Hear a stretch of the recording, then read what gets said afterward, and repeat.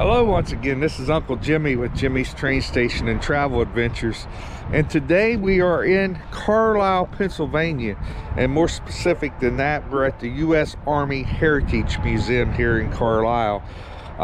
It's a museum dedicated to the U.S. Army and all the wars that we've had in the United States, from the War of 1812 on up to the present time.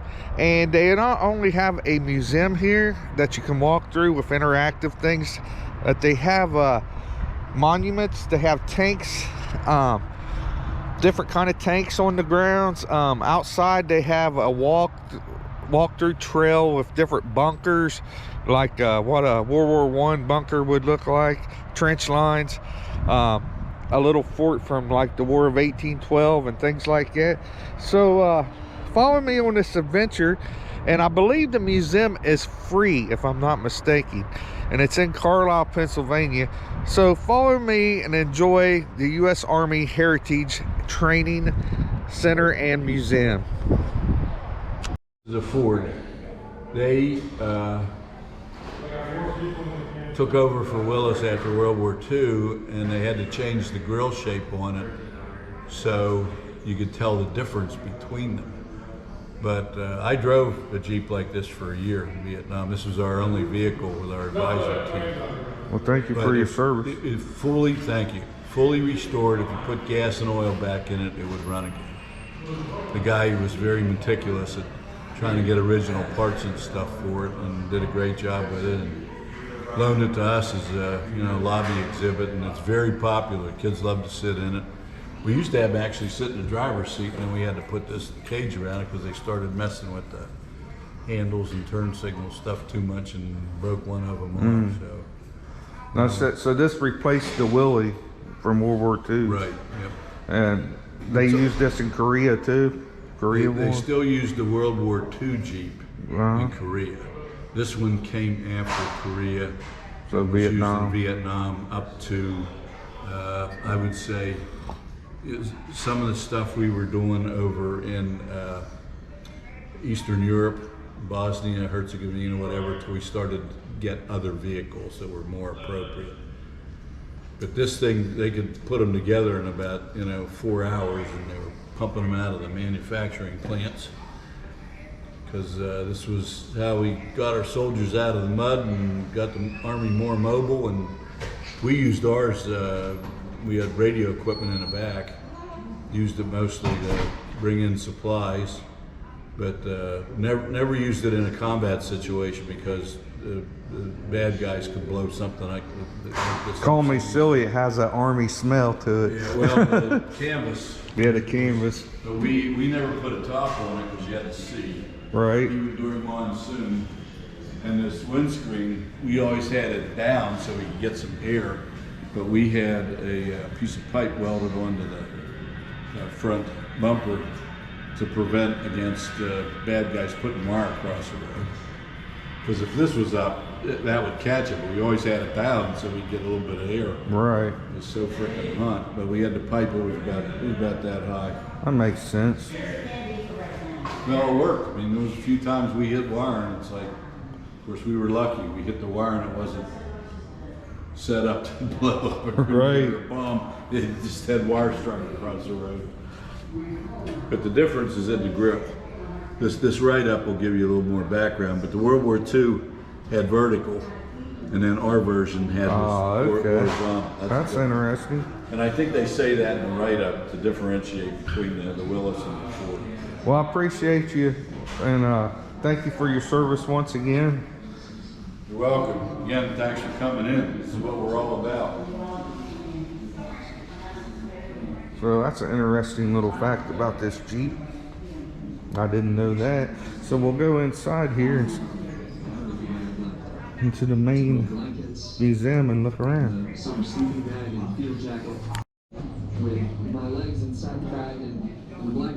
Here's your history of dog tags here.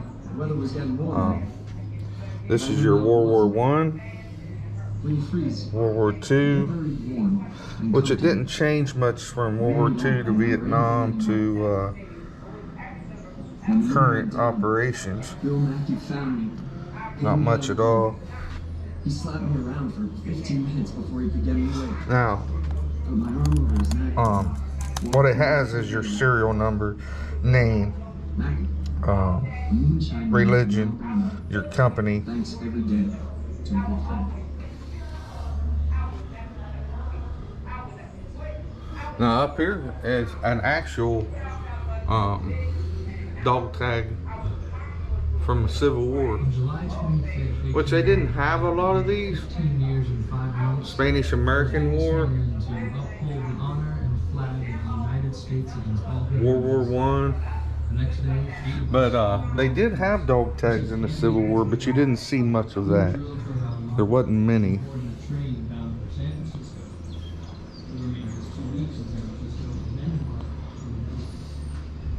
All right, everybody. What I need right now is stop. You would not talk unless I ask you a question. You get a And yes, I'm card. talking to you. Good morning. Dog tag. I'm Jill Farnwell. Oh, no, I Let didn't. me show you what they're about. I'll give you this one. Okay. We have 5 of these stations, and this card also works the rifle range, if you'll want to try it. But this one's on Korea, so you will get a Korea guy, Okay. Mr. Sergeant Abram, and it gives you his background. Now, as you go through, it will continue to follow his experience in the military. Cool. And then the last station will tell you what happened to him. 2 of these 6 guys don't make it. Okay. But it also operates a rifle range. You got to do the machine gun in the middle, the light machine gun. It is fun. Great. And that way you can get into a little more of your experience here I appreciate with it. having that card. So that's pretty Other than neat. that, you're just reading and looking at stuff. Right. We want people to interact here. So I got Master Sergeant Edward G. Abraham. He was from Canada. He served with the Canadian Army in World War II, came to the U.S. when he was 20 and was drafted in 1945. Abraham served in the Korean War with both Company M, 34th Infantry Regiment, 24th Infantry Division, and Medical Company. So they give you a little interactive card that you can use, and like he said, you use it and learn about your soldier through the experience and stuff, so that's pretty neat. All right, everybody. What I need right now is stop. You will not talk unless I ask you a question. Tell me to talk. And yes, I'm talking to you. Good morning. I'm Jill Farnwell. I'm not only So this is a so for the duration of basic training, I will be rifle used in the American-Spanish War, much like the one in the Civil War. I'm even going to be your check. I will give you everything you need. If I didn't get you, you can get what it is. Right. If you don't need. If you have a problem, I'll be a problem solver. So this is from the Spanish-American War.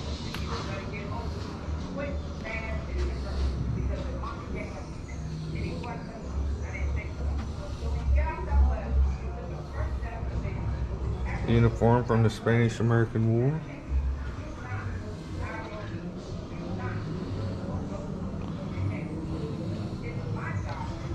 So we're going into World War One now.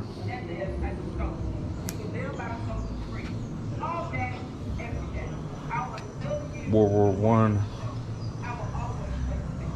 outfit.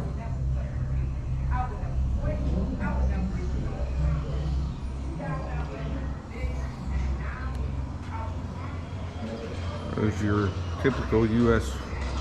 World War One soldier here with the machine gun. This is like your M1 rifle here. And we got a scanner here for our dog tags here. So let's see what else we have to read about.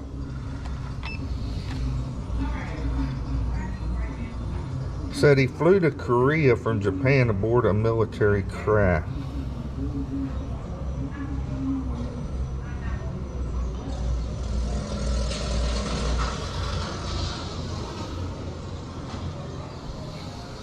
There's your typical equipment from World War One. You had your bayonet, of course, your utility belt, your canteen, a shovel to dig trenches, that's our foxholes.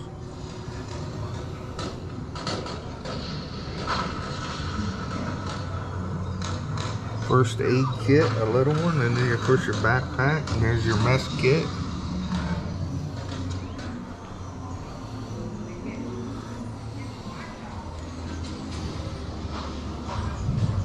Here's one of our World War I tanks and tank crew.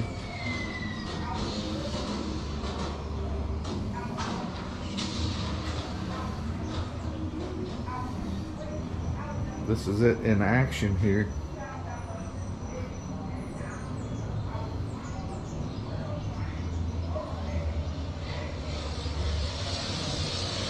More than likely a diesel engine.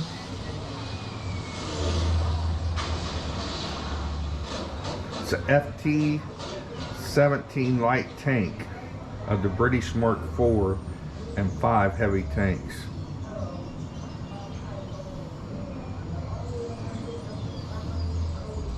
Kind of a small tank to maneuver, but I'm sure it did its job.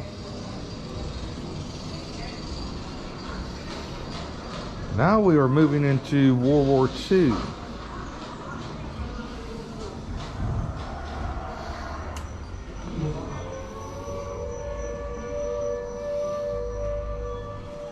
This is your M1 rifle, helmet. A little video here.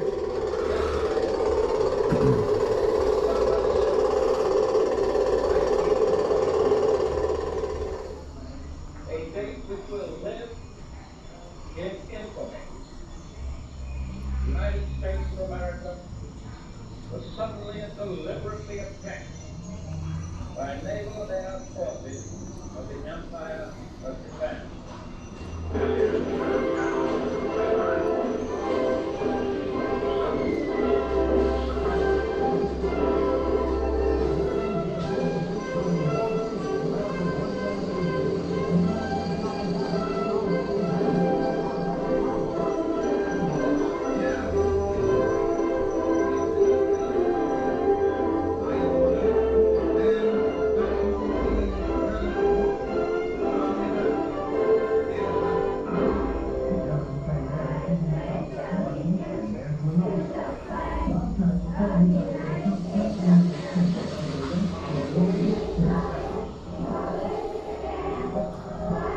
One of the films that come out right after we started in World War II.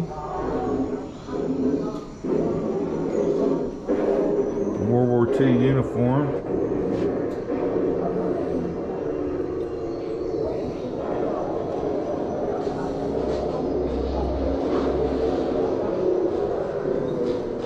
The jungles of New Guinea.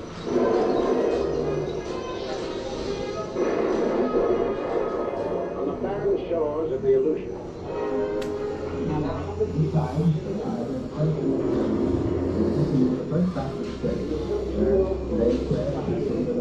This is a type, the bomb sight that was used on Hiroshima and Nagasaki to line up bomb drop. It's a World War II type radio. Habitable home. The jaws of another Russian winter are closing on Hitler's army. They have the consolation of knowing that the enemy commanded and led not by Sure. M1 rifle. It's really lightweight. I mean, it's not as heavy, a couple pounds. Not as heavy as you would think. Very accurate 30-06 weapon.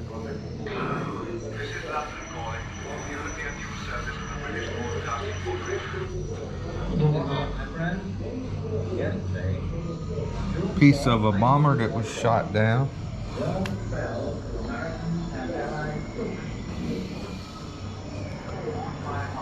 There's a little interactive parachute drop. You can see what it was like. Kids would like that.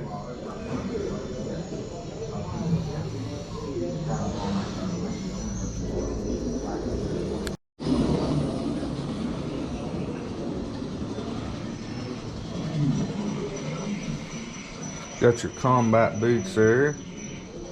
That's your M1 951 field cap, your wool cap keep warm in cold weather.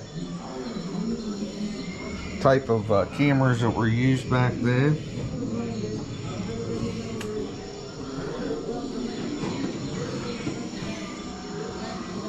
Now we are in the Vietnam War here. This is your M16. I used one of these in the Army. It's actually a little heavier than your M1, but very accurate. Also shot at M14 in the U.S. Navy. I was in the Army and the Navy, so I served in both branches. Myself, I'm a veteran. Here's a little interactive night attack.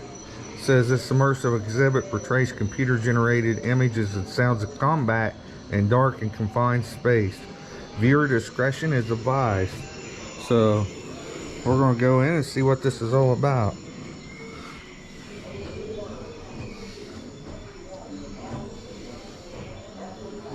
I'm not sure how to operate this or get it started. Little button here. Let's see if that starts it up. On the seat here.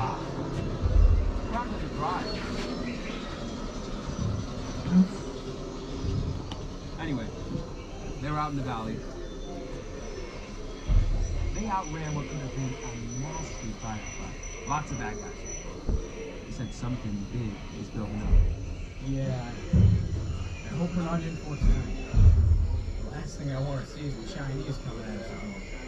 They just keep coming, especially with us being low on ammo.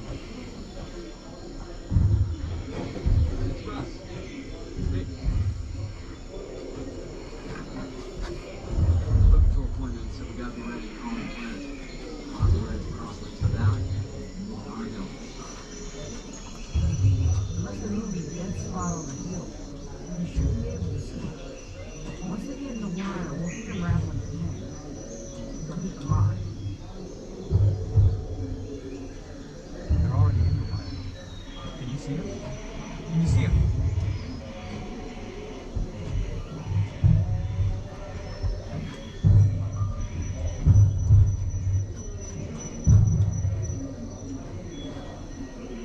Call in the flares. Call in the flares! Fire flares and target number 2101. Here they come. 02.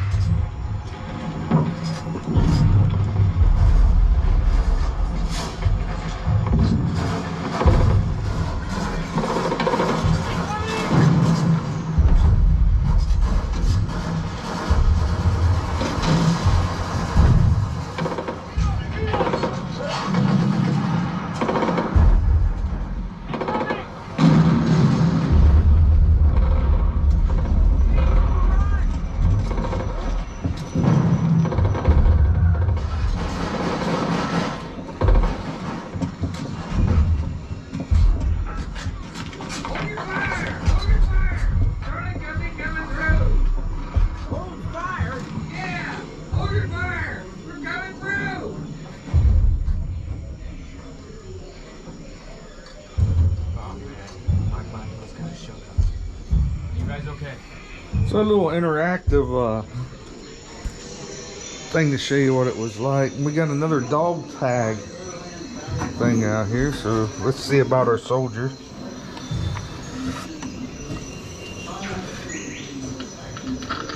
Soldiers passing warning sign of landmines, Korea, October 1951.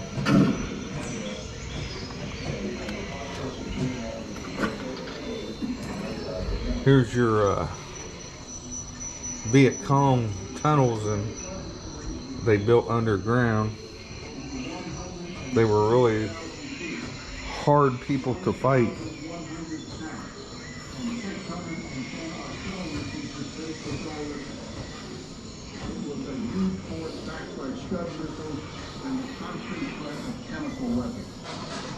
Here's a Huey. It says experience a Huey, so let's push the button here. see what happens. It'll be a quick operating thing to get up and get out of there. Okay, we're staged swooped in. We should land there at 0635. Vietnam Huey. Dust off with the Omen. I imagine I'll probably It's a helicopter. Okay, Ben Cat is checkpoint people. I'll refer to it as Bravo Charlie, checkpoint people. Okay, we'll load troops at 705 and also we'll refuel. Make sure you get the fuel and get it to the competition. Line up 605, take off 610, we'll crank. Okay, anybody have any questions? What we're gonna do? It could be very, very hot now. I think we'll get in okay, but it could be very hot getting out. Okay, it's quite cool. Take your instructions from there, Mr. Clark.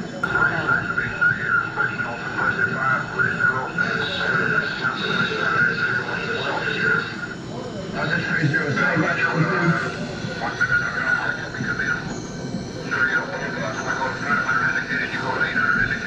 Roger, understand 800 indicated.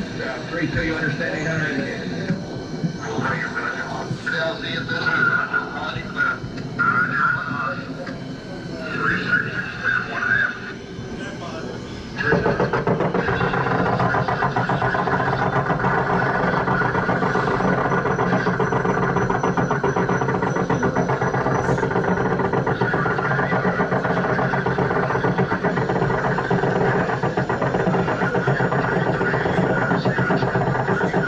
That gives you an idea what it was like to fly in a Huey. Here's your machine gun Desert Storm.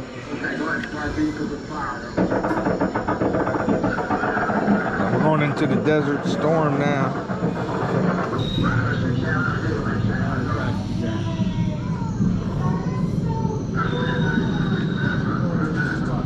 There's your uniform of Desert Storm. Little interactive mail calls you can do. Got a lot of interactive stuff here.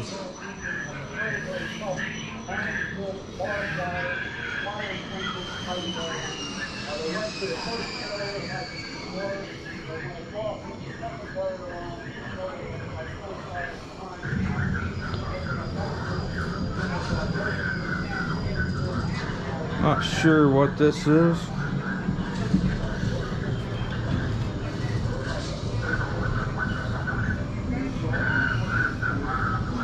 Oh, it's to see how heavy the equipment is. It's pretty heavy. It's about 85 pounds we lift there.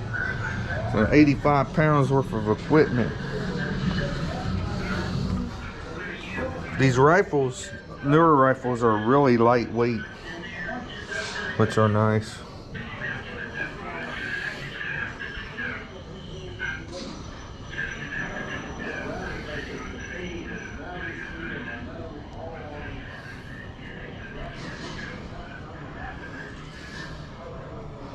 Another scan your dog tag here.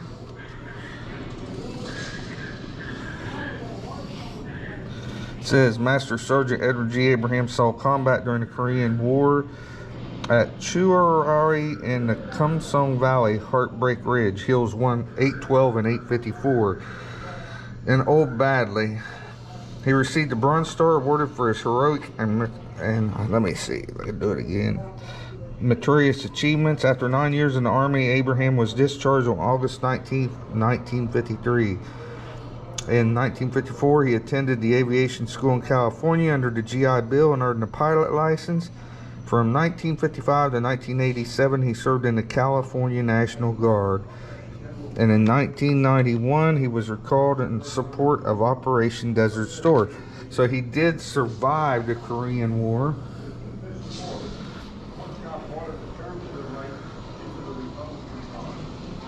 There is a little theater there, and we're supposed to recycle our dog tag here when we're done. So my soldier did survive. Not sure what this, I missed something here.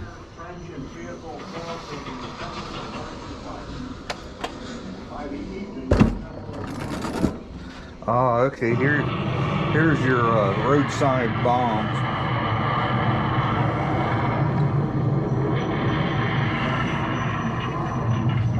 used in Iraq and Afghanistan against the United States. And here's some soldiers who lost their legs because of the roadside bombs.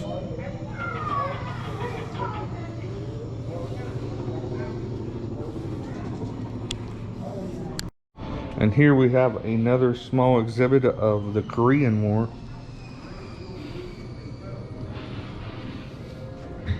Here's your grenade. You hold with one hand, grasping the handle, pull the pin out with the other hand, and then as you throw it, the green handle flies off, and then like 3 or 4 seconds later, the grenade explodes. That's how it works.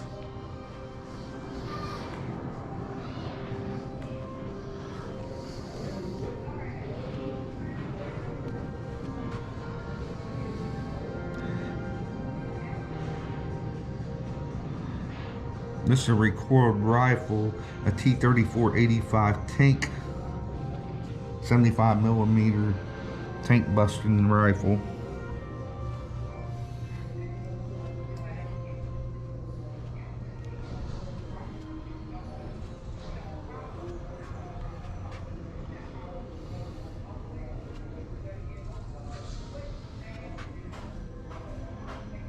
This is paratroopers here.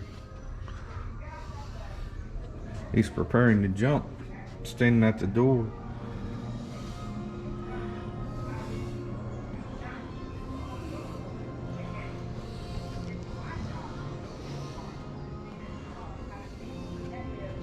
There's your radio that you see in a lot of the war movies.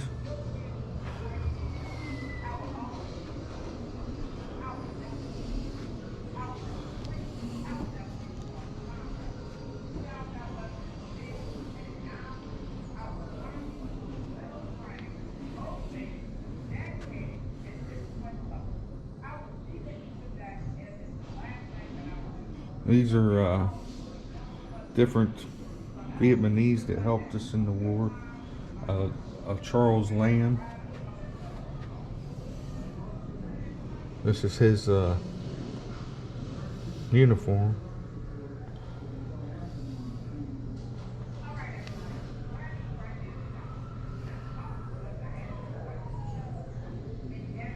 North Korean Army.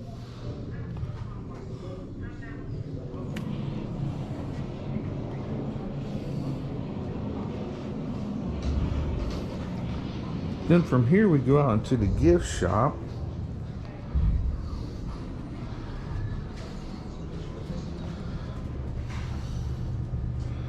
They sell snacks and different things.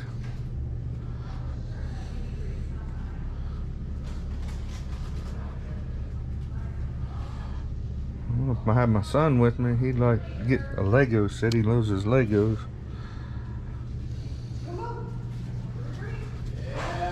Different books, t-shirts, your regular souvenir stuff you buy.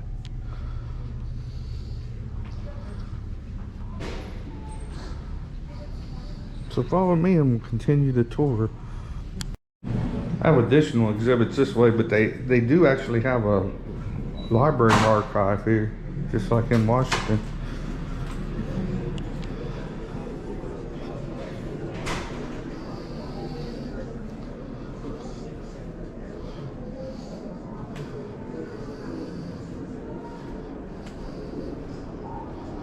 This is Iraq.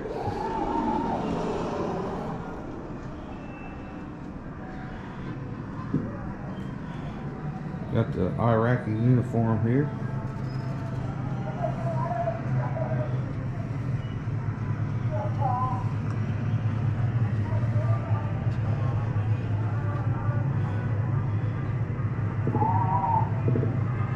Okay, here's a little interactive scenario. It says, you and your team have been instructed to clear this house. You're stacked up along the wall.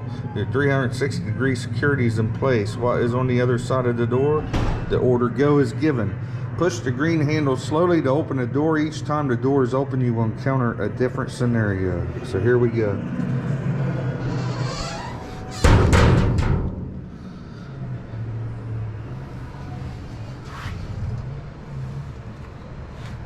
Nothing. All clear. Let's try it again. See if we get anything different.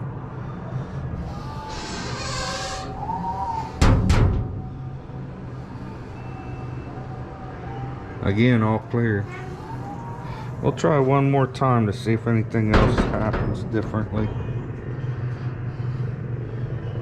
Okay, it's a go. Still clear.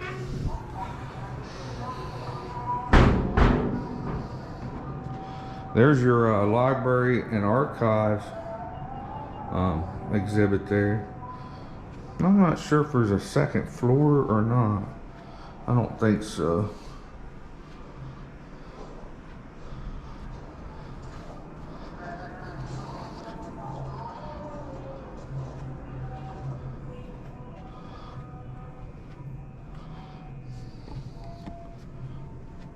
Military Eagle. Different artists' canvas and sculptures here. It's Abraham Lincoln's life mask and hands.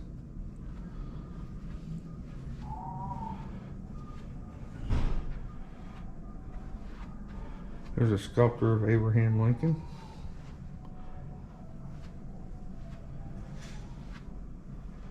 There's Lincoln, Grant, and maybe Stanton. Bust of General Ulysses S. Grant. There's a bust of General McClellan from the Civil War. And Mail Day in the Civil War. So neat little exhibits.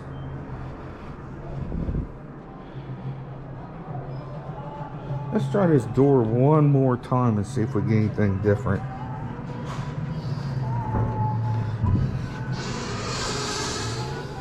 Nothing different.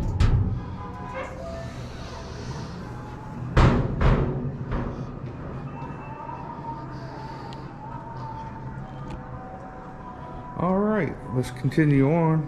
There's one more little spot on the other side of the museum that we have to look at before we go outside and see the other exhibits. So follow me. So it's like Desert Storm exhibit here.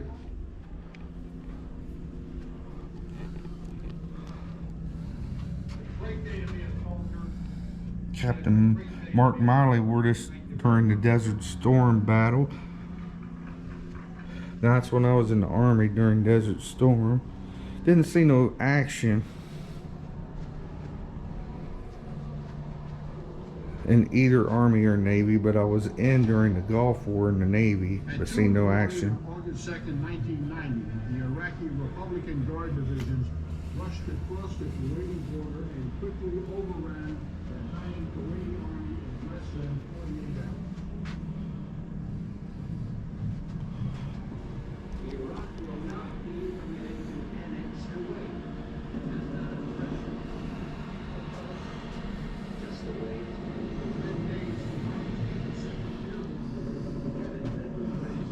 Uh-oh, we got a little shower. Maybe it says open me. So here's your little Army shower that you'd have in the desert.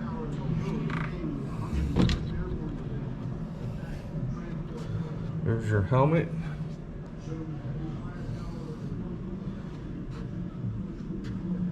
There's your helicopter helmet. Motorcycle used in the desert.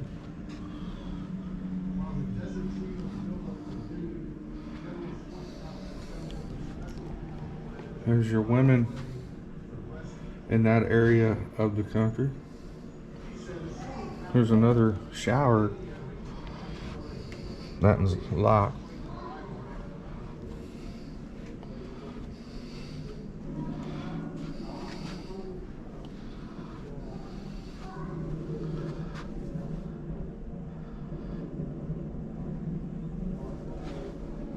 Camera, night vision.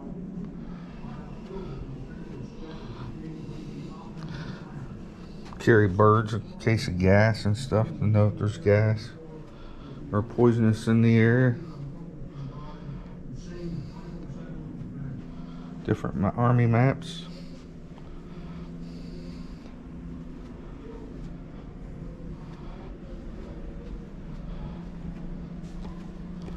I didn't see a machine gun exhibit, and I'm sure I went through it all. I might have missed it. Very interesting museum though.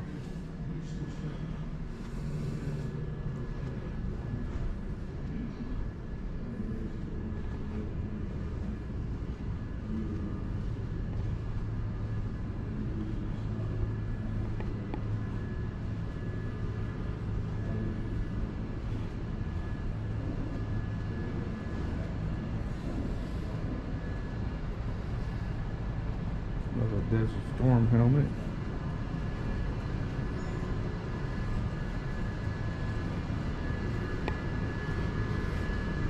Very interesting museum here.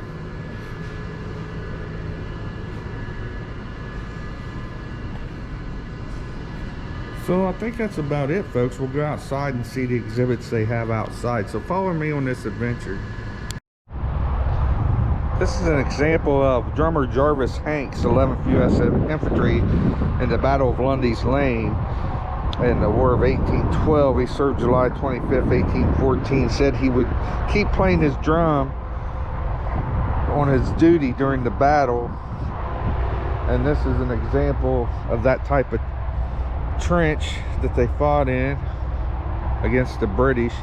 And the drum became inspiring and used a lot in the older wars, like Revolutionary War, War of 1812, the French and Indian War, the Civil War, because you could beat the drum and make different calls, like to retreat or to reform lines, or forward, march,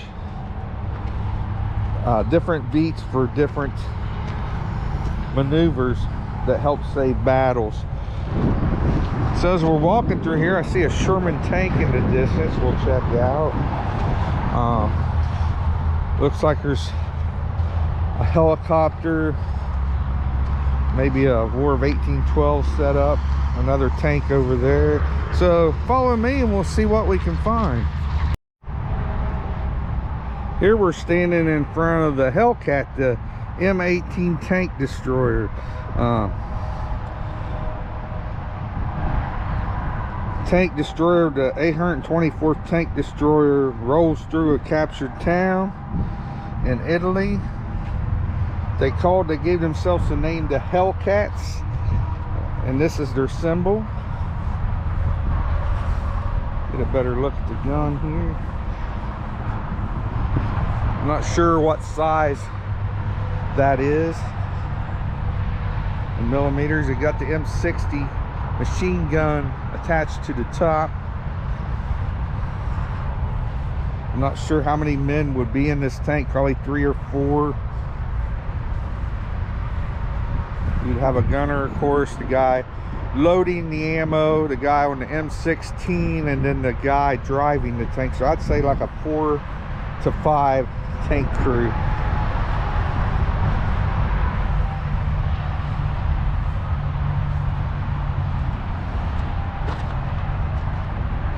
I believe we're getting ready to go into a trench here. Would be like the World War I trench.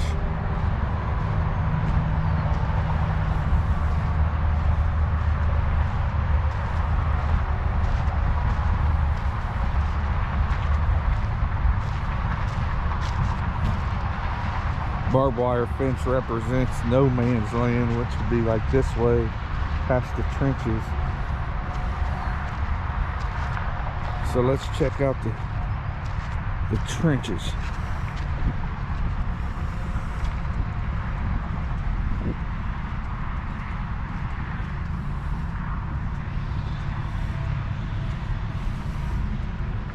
It's a very interesting museum. If you ever get a chance to come to Carlisle, Pennsylvania, it's right off Interstate 81, and like I said, it's absolutely free. So anyone interested in the military or was in the military, there's a place you'd sit and relax. So this is a World War I combat trench is what it would look like. And they have different areas that you walk through. It's like different mazes. You'd get used to where you was supposed to be. This would be your aid station for the wounded. Got a table there to set them up on, or a bench to give first aid.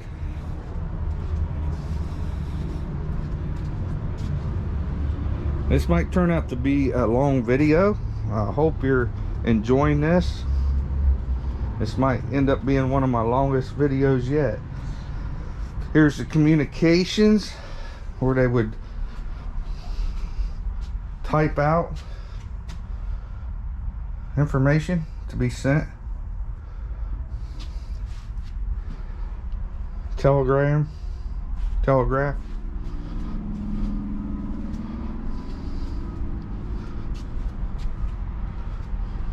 And headquarters of the 314th. So that would be your headquarters right there. It says duck your nut, means your helmet, so you don't hit your head. You don't want to get shot either. There's your telegraphic line.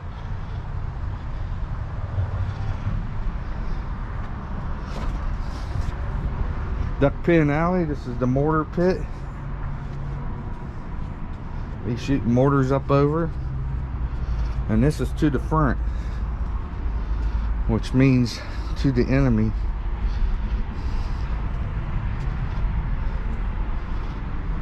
It's just a maze. It's called Pine Street. It says to the front.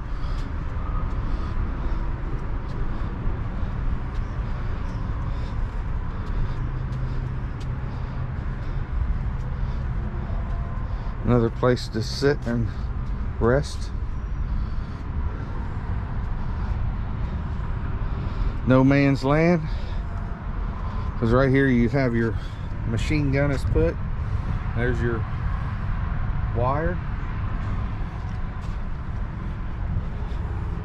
There's another machine gun post into no man's land. You can see the barbed wire. The enemy will be approaching this way.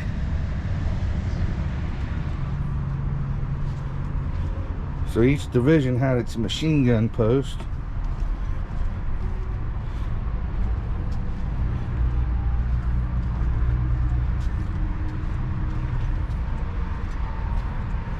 There's another little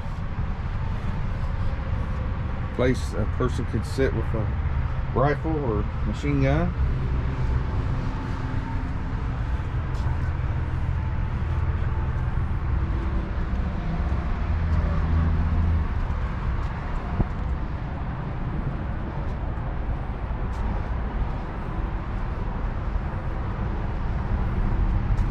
Southwark.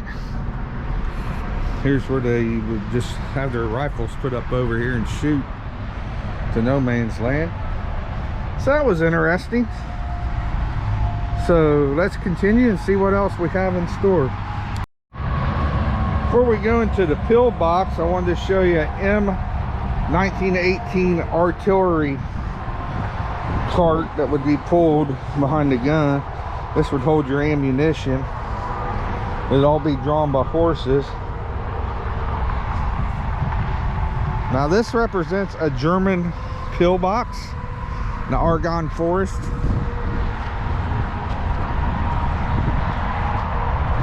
It says Achtung, which means please watch your step, low light area, not to hit your head. But this would be your German pillbox. So let's go take a look.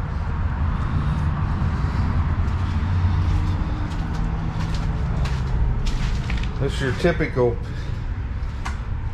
tunnel of your German type pillbox fortification with machine guns as we walk through. Had little air holes, keep air circulating. I'm not sure, my wife would know, my wife's part German, she would know what Achtung meant. It might mean beware or be careful, because it says please watch your step, low light area.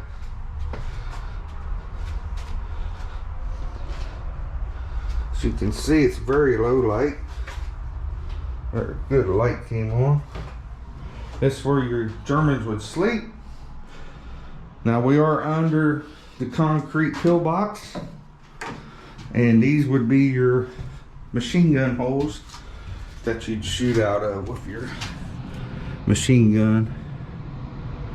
And you usually had at least 2-3 positions, sometimes 3, sometimes there'd be one right here in the front. Yeah, but this is your typical underground World War I, World War II German bunker. So follow me and we'll continue on and see what else we can find. I'd like to also mention that they've thought this out very well. I mean, they have restrooms in the museum, and they also have a snack bar. You can get snacks and drinks and sodas, and they also have these porta potty little stations throughout the outside walk, so they made it really convenient. It's really nice for a free experience in a free museum. So follow me as we come up on some more structures here, and I'll talk about those.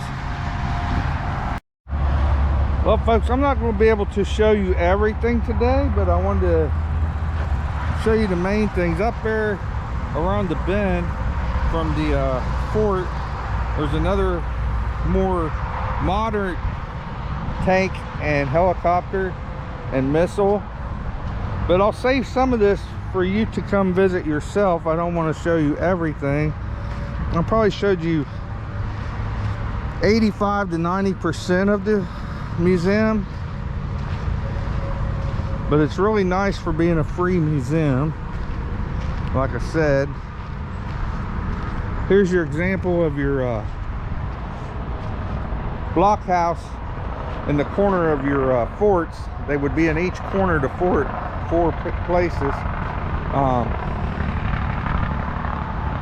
and them are rifle holes at the top to shoot out of, and they could go on all sides of this, downstairs and upstairs. Some more example of things over there, but we're going to go check out these Civil War cabins, which is this way.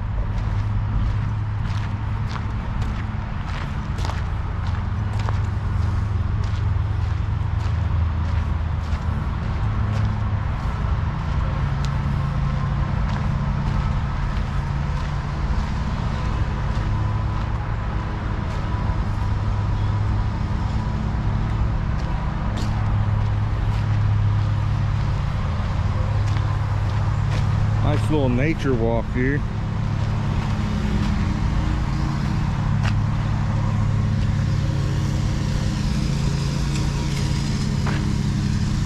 The Civil War cabins are this way.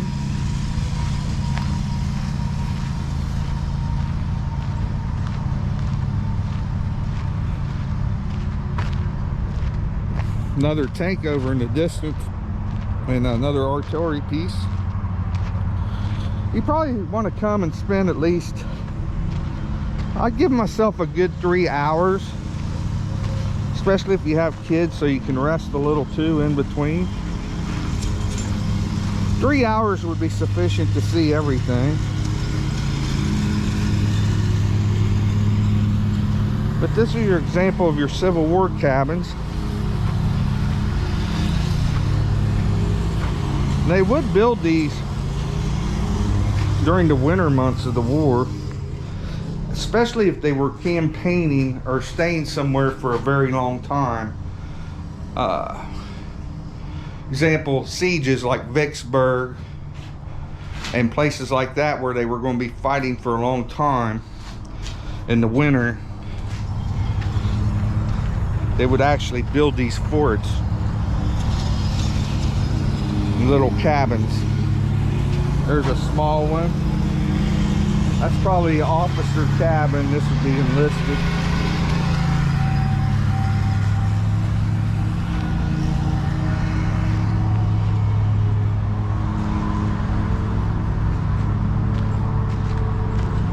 Another example here.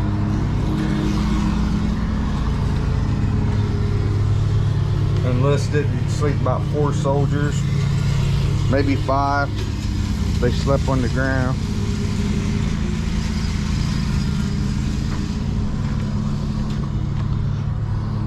Now this could sleep quite a bit of soldiers. They just used a stove in the middle, and they'd all sleep on the ground on straw around the stove. Probably 10 men sleep in there easily. And I have one more little area up here to check out before we actually end this video, so follow me. So we're over here in the World War II site again, and this would be your typical repair shop where they would repair carburetors, different parts of machinery. This gives you an example. So it's all vehicle maintenance, vehicles, transportation.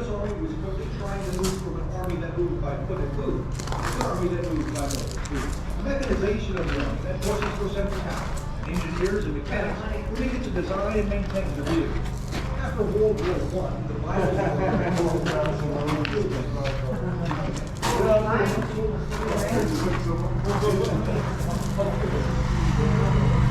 Hello, puppy. Hello, puppy. Hi. Met a little dog on the way. This is your World War II barracks here. Gives you an example of what it was like.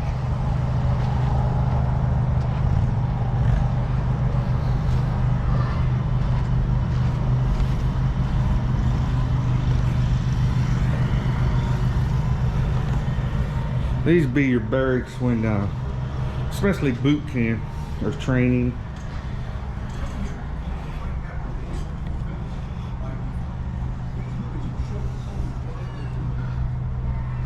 But they would have these built up too close to the fronts where they were fighting.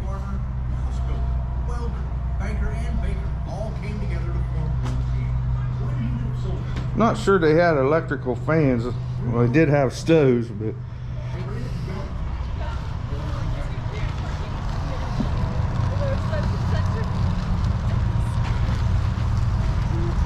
over here's an example of the mess hall where you'd eat.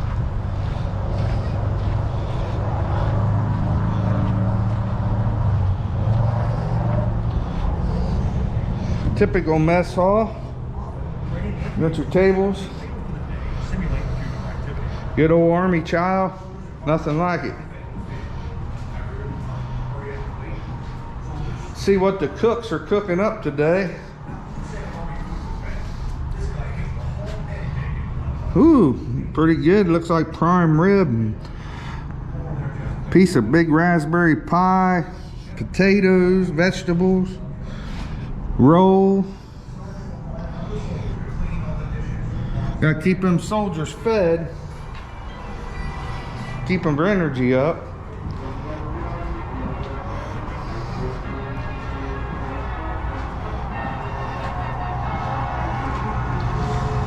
So again, that's your typical mess hall. They always had you work out a little bit in boot camp right before you got to eat.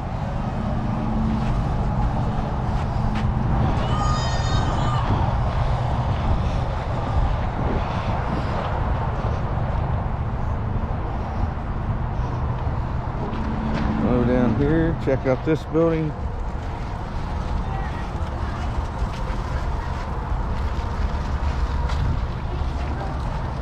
This will be your reception hall.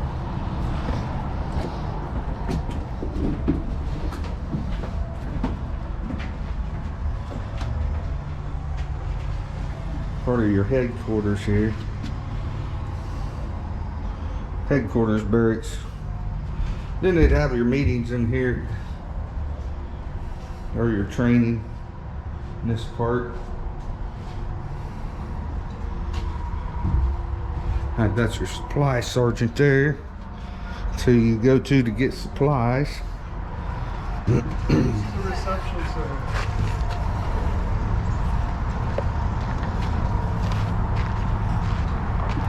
Don't look like many of the other buildings might not be open here. It's probably a latrine there.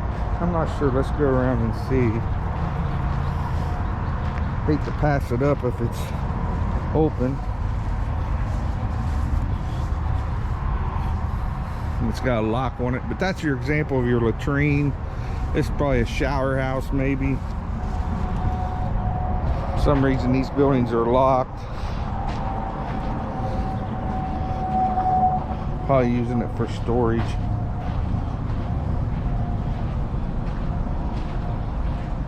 This is U.S. government property, by the way.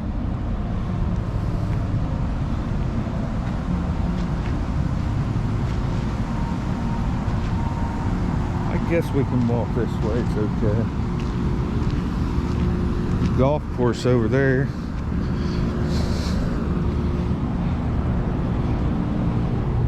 So that's about it. This has been Uncle Jimmy of Jimmy's Train Station Travel Adventures. Again, this is the Army Heritage Museum and Training Center in Carlisle, Pennsylvania, right off of Interstate 81. If you're ever in this area, or you're from this area, I'd recommend seeing it. It's absolutely free, very educational. If you're into military like me, you would enjoy this very much.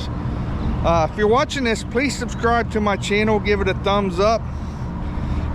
Feel free to leave comments and suggestions of things you'd like to see in the future.